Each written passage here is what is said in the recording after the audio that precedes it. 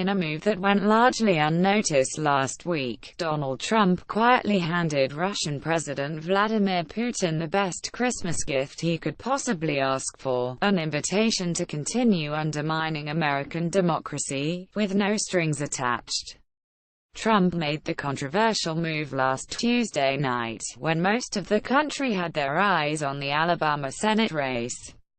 Hours after signing the annual defense spending bill called the National Defense Authorization Act (NDAA), Trump released an accompanying presidential signing statement formalizing his opposition to a slew of measures aimed at enforcing a tougher U.S. policy towards Russia. The measures, which passed with large bipartisan majorities in both chambers of Congress, focus on combating Russian aggression in the U.S. and around the world, with a specific focus on hybrid warfare operations. They were included in the NDAA as a part of a broader response to Russian election interference and ongoing influence campaigns waged by the Kremlin. But when the bill reached Trump's desk, he couldn't bring himself to just sign it and let the provisions become law. Instead, he attached a special statement to let Putin know that Congress was forcing him to sign the mean bill, and that he wouldn't sign it if he didn't have to. In the statement, Trump explicitly objected to over 40 provisions included in the bill, most of which were aimed at bolstering our defenses against Russian aggression. Among other things, Trump signaled his opposition to Section 1239 of the NDAA, which directs the U.S. government to develop and implement a comprehensive strategy to counter threats by the Russian Federation. He specifically noted his objection to the subsection directing the military and other government agencies to strengthen our defenses against cyber attacks, as well as developing new strategies to counter the use of misinformation, disinformation, active measures, propaganda, and deception and denial activities of the Russian Federation in the United States and Europe, through traditional and social media.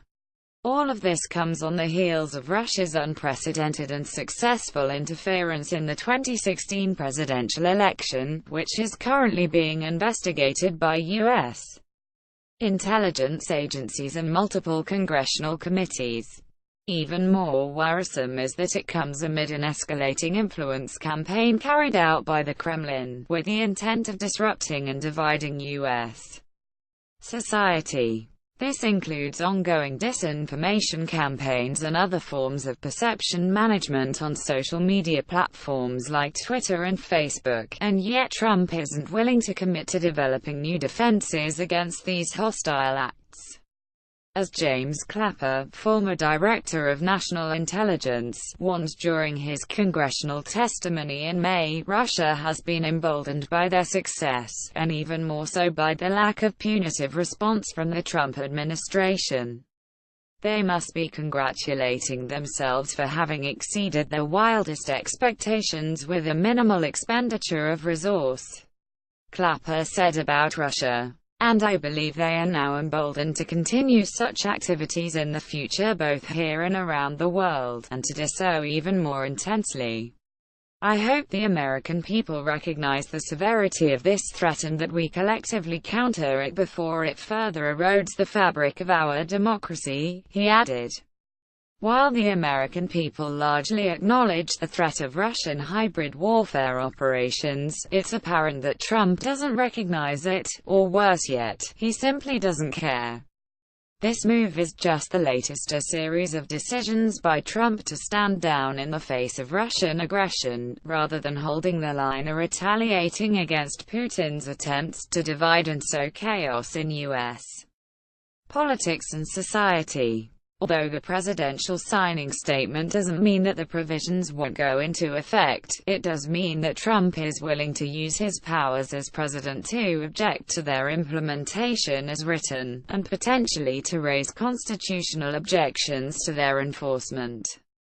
So while the practical implications remain to be seen, the message is crystal clear: Putin can attack our democratic process, undermine our allies, and feed disinformation to our citizens, and as long as Trump is president, he'll do everything he can to make sure Russia doesn't have to deal with any consequences. Putin couldn't ask for a better Christmas present.